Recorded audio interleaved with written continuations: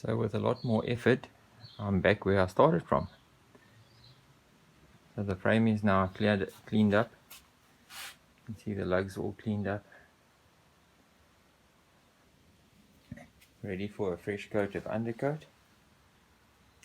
The paint that you're seeing on here is still the undercoat that I applied the first time. So that can stay on because I'm going to use the same undercoat now. Let's get spraying.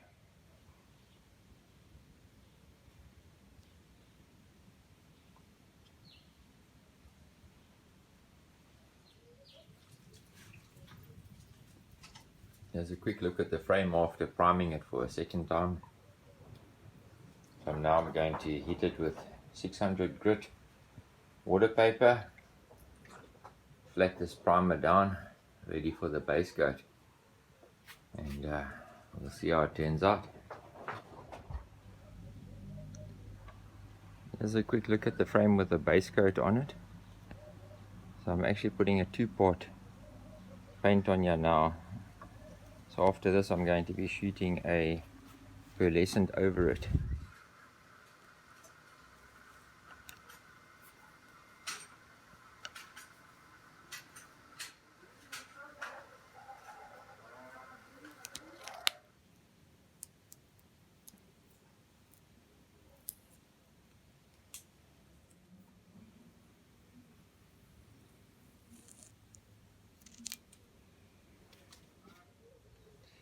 And this is after the final layer of clear coat has been applied.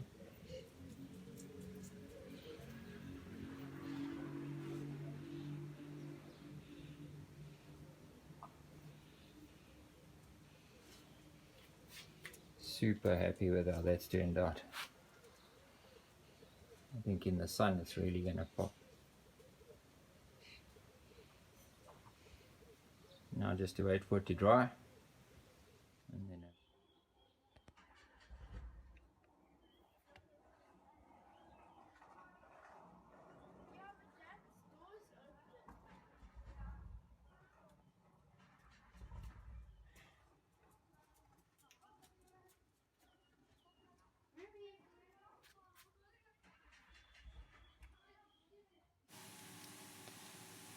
yeah, I'm taking you through the cleanup of these Weinman brake levers.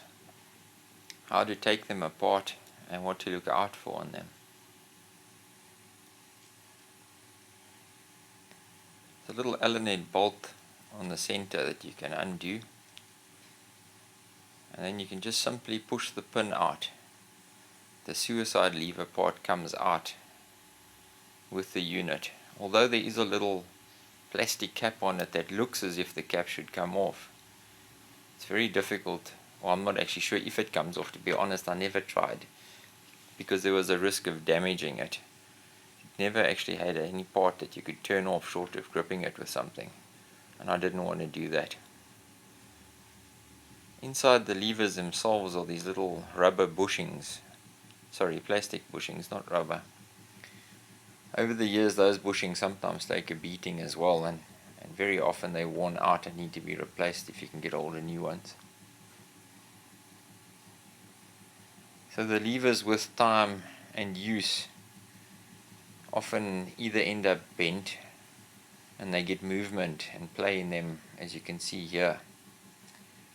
Either from the bike being knocked over and the lever just taking a bit of a beating. So with a little bit of tweaking and some gentle bending, you can actually bend these tabs out slightly. Try and get them as square as possible, just to make the lever action good. Yeah, I'm just cleaning up some casting marks on the suicide levers themselves. I'm using a fine jeweler's file just to do the initial cleanup on it. This gets rid of the worst marks on it.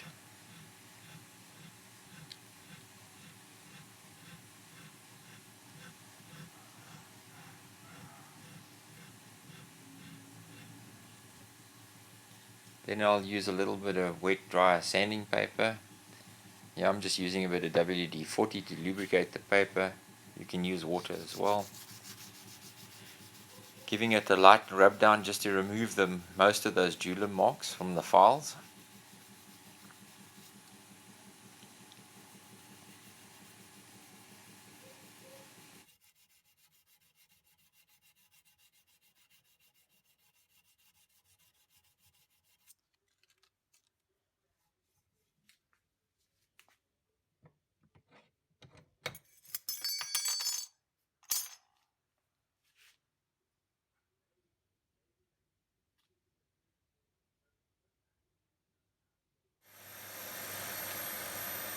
Once that's done, I'll take it onto a Scotch-Brite pad on my drill just to get it cleaned up nicely, everything even on it. And once I got that looking good, the final step will be using some Autosol metal polish and then putting it onto a polishing disc and giving it a shine.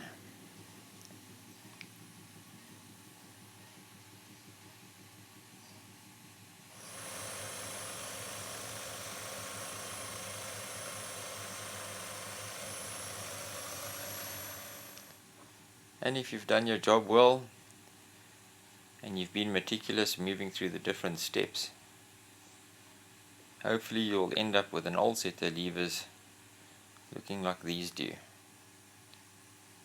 Nice and clean and ready for a few more years of use. Onto the seat post. Yikes. This one never looked good at all. Probably the worst part on the bike to restore, on this particular bike anyway. Clearly there were some bad metal markings inside the frame, so this poor seat post has been butchered something terribly.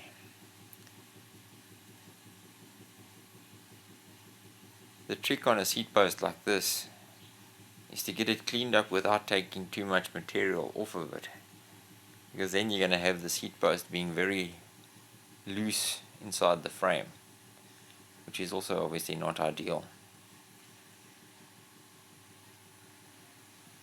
So yeah, I decided to use a coarse Scotch-Brite pad initially to clean up this post. This is the Scotch-Brite pad that I just normally use just to clean up parts you can see a lot softer.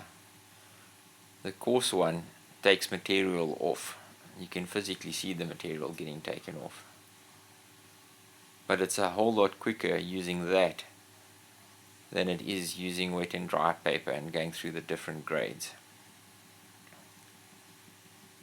I was actually very surprised with how well I managed to get the post just using that pad.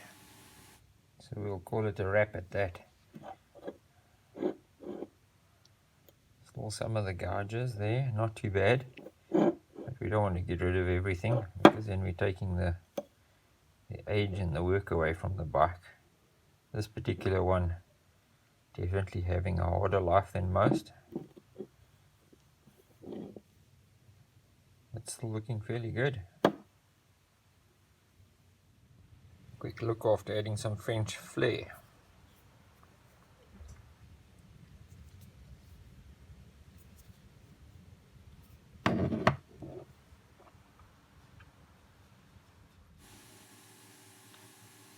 The stem wasn't in too bad a condition. Certainly a whole lot better than that seat post. It didn't take too much work to get this cleaned up nicely either. Once again using that trusty Scotch-Brite pad, giving it a once over. I was really pleased with how this turned out. And I wasn't going to take it to a high polish either. More suited with the bike itself. So I left it with this burnished type look to it. Right, let's take a look at these derailleurs. This is the back one, Shimano Sport LX. You can see this one, the white paint's taken scuffing over the years. This is silver as well. This is not just normal anodizing. I don't think it actually looks like it's a coating. Also a bit of wear over there. Same over here. Nothing much we're going to be able to do there, so we'll just clean it up as best as possible. Strip it apart. Got a tooth missing over here. That wheel looks okay. Adjustment screws are still good. Yeah. So we'll pull it apart and see what we can do there.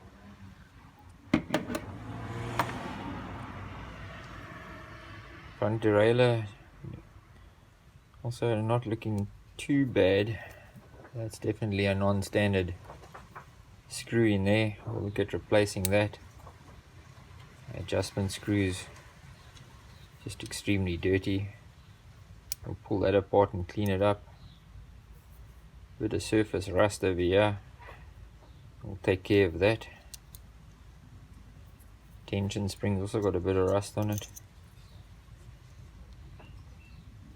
Same with that Allen head. Bit of rust in here. Pretty sure we can get that sorted out. Yeah, that's the derailleurs. Let's pull them apart and see what we can do to improve them. So that's the rear and front derailleur pulled apart. Quite a few components in this rear derailleur.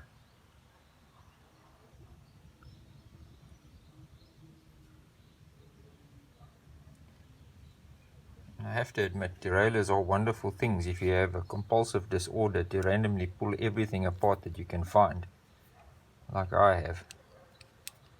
Probably didn't need to go down to this amount of detail. Though what's the point of doing a half job? The worst part though is when you see things like you can't remember where it came out. Like that little washer. No idea where that came out of. We'll have to figure that out when we put it back together. So while assembling this rear derailleur, I picked up an interesting issue, and that I had turned in the limit screws and it wasn't making any difference to the limit on the derailleur. So when I went investigating, I found inside here that one of the stoppers had actually bent. Now it's going to be very difficult to show you this, but I'll try and get an idea. So this white stopper is actually part of this casting. It's one of the stoppers for one of the limit screws on the low adjustment to stop it. So as the screw hits it, it physically stops. This part has got a stopper built on it as well. Forms part of this casting.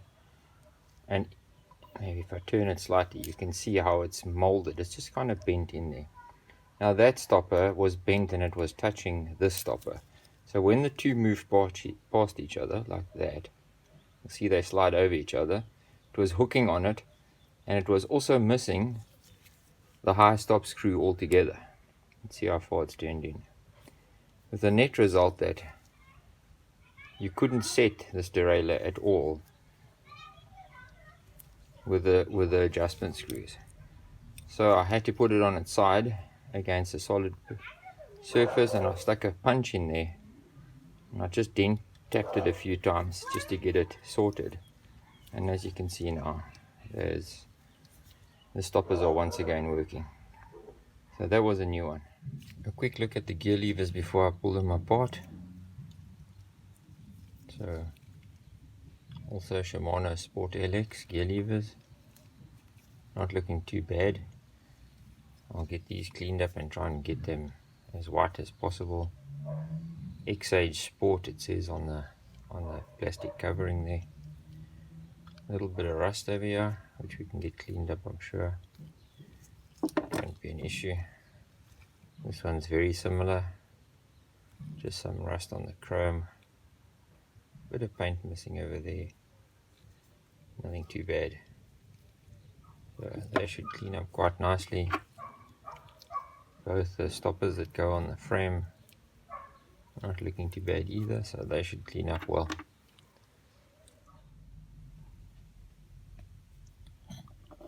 So that's the one CLB caliper pulled apart. stripped into its individual bits.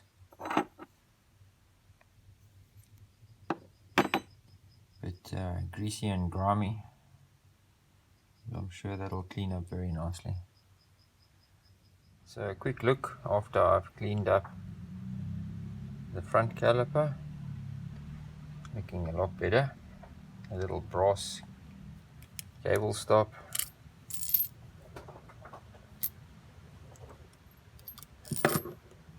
Looking a lot more respectable. This is still the one that needs to be done.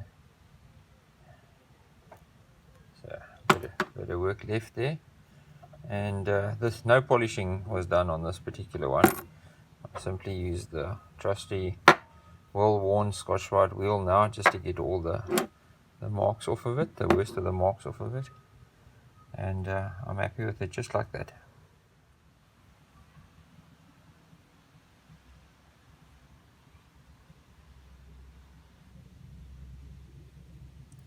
So that's a wrap on the brake calipers.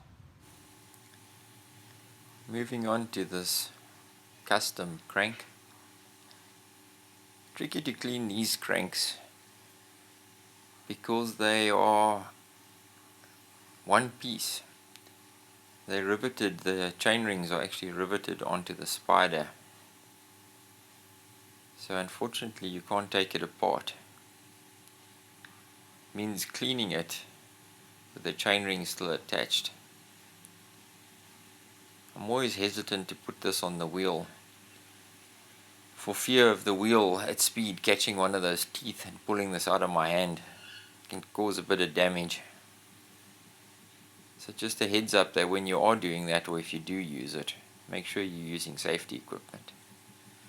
Here you can see even after the polishing, I was just highlighting some of the patina still in the actual spider. I could have used wet paper and taken that all down into a mirror shine, but I didn't feel that would be suited to this particular bike. The bikes themselves were never very flash anyway. So I've just finished servicing the headset. It was actually a new 1-inch headset that came off of this bike, so it's all still in very good condition. And then just taking a look at the axle. The bearing surface looks very good on the axle, both sides. And no pitting on the axle. No pitting in the non-dry side cone. Cup, sorry. A little bit of pitting down towards this end on the drive side. But it's really not too bad. And it won't have too much of a negative impact on this. I've seen much worse. But I'm pretty sure we can salvage this one. Taking a quick look at the wheel set on this bike. It's running the old 6-speed block. Strangely enough, stainless steel spokes. They might have been fitted afterwards. What the rim looks like. I'm not finding any name on the rim at all, but I'm guessing it's probably an old Regida. Bit of a knock at the top here, as you can see. A lot of spoons been used on this one in the past to change tires. Certainly no finesse with tire levers. So we're going to strip the tire and tube off, get these hubs open, fresh grease, new bearings. Already started on the front one over there. It's already been done. So we're making slow progress. Getting there slowly but surely.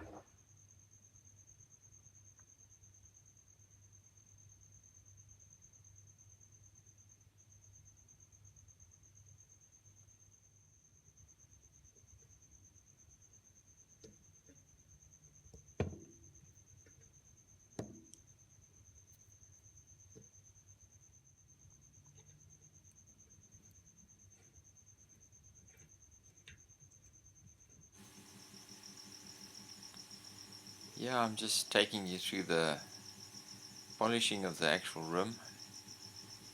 I use an old fork which I set into my vise just to hold the wheel in place, and then using a strip of cloth I clean it as I'm doing here.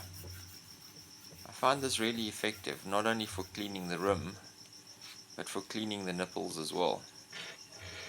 You can get the cloth in there and get around those nipples and around the eyelet as well, and it's not too strenuous on the finger either when you're doing it this way. If you're just using your finger and polish on your finger, you'll normally feel it the next day for sure.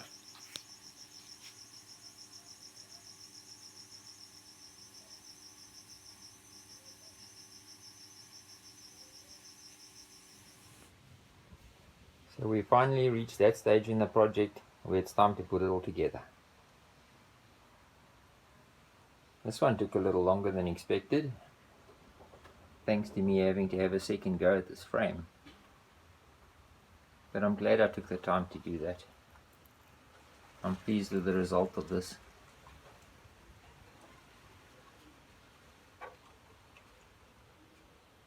In most instances, the time and effort invested is always worthwhile.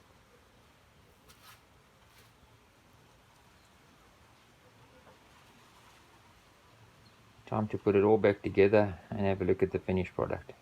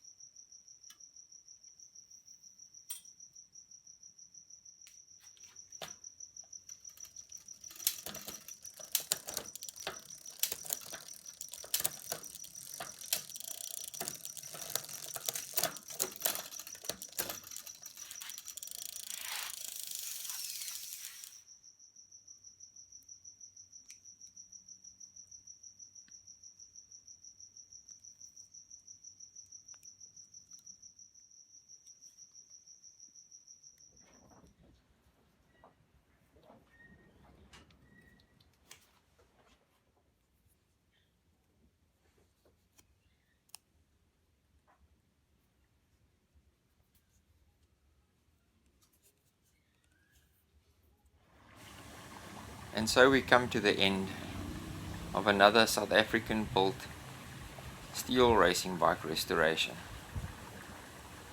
The Peugeot Rapport is somewhat of an icon. Almost everyone that cycled in the 80s and 90s either had a Rapport or knew of someone who had a Rapport. And I cannot tell you how many times I bump into people who say, "Wow, I had a bike just like that." It was never a top-end bike, nor did it pretend to be one, but it could hold its ground against most of them. And many a young racer cut his teeth starting out on a Peugeot Rapport, myself being one of them. This one came with an unusual set of components. I'm guessing not all original. Most Rapports came equipped with a mixture of strong light cranks and Suntour 7 components, or a mixture of Suntour components anyway. This one was a bit unusual with those Weinman brakes with the suicide levers. They cleaned up really well, and they're nice and firm now as well.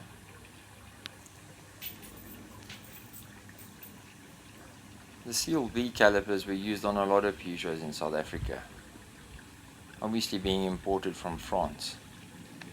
And these Peugeots themselves were built under license in South Africa, normally from the factory in Limpopo in King Williamstown. The rims aren't marked as I mentioned earlier, but I'm assuming they are set of Rigidas. The paint job, although it proved to be challenging, turned out rather well. I'm very happy with it. Thank you all for coming along on the ride as I took you through the restoration of this old Peugeot Rapport.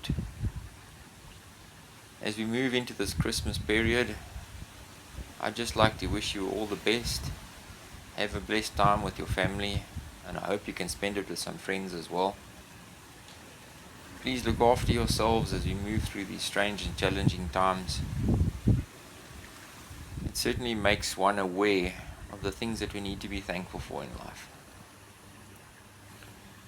Check into my channel again in 2021 as I take you through the restoration of the next South African built steel classic. We'll be looking at a Le Turbo that I'm restoring. Until then, spend some time on your bikes, those that can and those that are in summer as we are in South Africa. Enjoy and be blessed.